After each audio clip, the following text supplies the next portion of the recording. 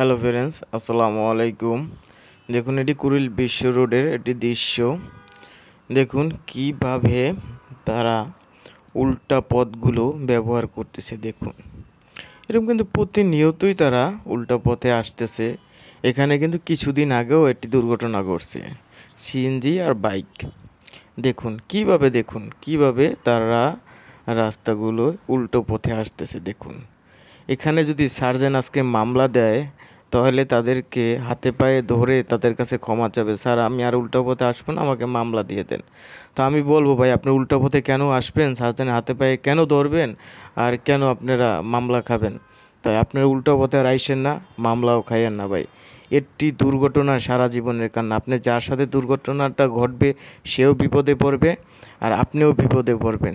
তো এই বিপদ থেকে মুক্তি পেতে হলে তাহলে উল্টো পথে আসা যাবে না। তো এই জিনিসগুলো আপনারা অবশ্যই মাথায় রেখে এই রাস্তায় গাড়ি চালাবেন।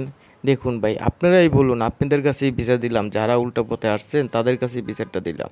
দেখুন, এই উল্টো পথে যে আসতেছেন, আসলে জিনিসটা কি ভালো হচ্ছে কিনা বলুন।